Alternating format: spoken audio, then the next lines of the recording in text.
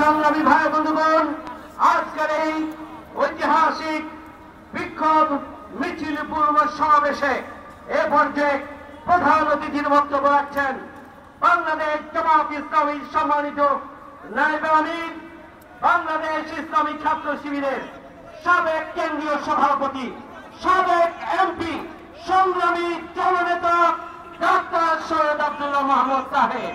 Doctor Syed Abdullah Mahmud সাহেব।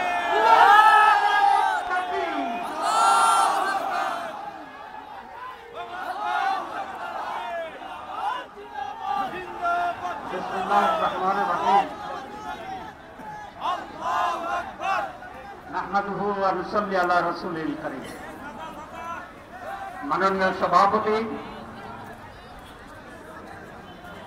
নেতৃবৃন্দ, সাংবাদিক বন্ধুরা, সংগ্রামী ছাত্র জনতা, আসসালামু আলাইকুম ওয়া রাহমাতুল্লাহি ওয়া বারাকাতুহু। পৃথিবীর বহু দেশ আছে যেখানে মানুষ দুইবার করে গোসল করে, তো আমরা দেশে মাঝে মধ্যে দুইবার গোসল করলে এটা কিন্তু খারাপ না। সুতরাং বাসা থেকে যেটা করে আসছেন, আর এখন যদি আল্লাহর পক্ষ থেকে আরেকবার গোসলের ব্যবস্থা করে, আপনারা কি অখুশি না খুশি? ঠিক আছে, তাহলে বৃষ্টি যত জোরেই হোক গোসলের নিয়তে আমরা হাঁটতে থাকবো।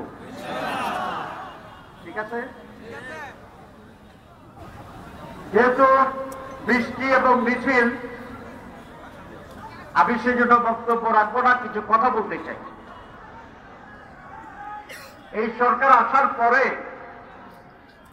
প্রথম কথা বলেছিল যে তারা সংস্কার করবে।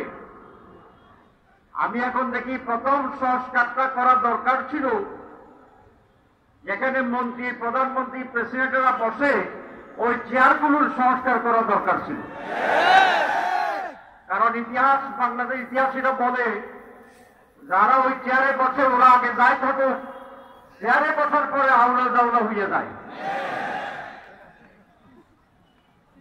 এই জন্য নতুন সরকার আসলে এখানে ভালো করে পরিষ্কার টরিষ্কার করে, জিন ভূতের দোয়া পড়ে, গলায় তাবিজ পরাইয়া আমাদের দেশের উপদেষ্টা, মন্ত্রী, প্রধানমন্ত্রীকে বসাইলে কিছুটা হইলেও সঠিকভাবে দেশ চালাইতে পারবে। আজকে সমাবেশ কেন? নির্বাচনের দাবিতে না, নির্বাচন যে তারিখে দিচ্ছে এটা ঠিক আছে, আমরা তার আগেও নির্বাচন চাইছিলাম।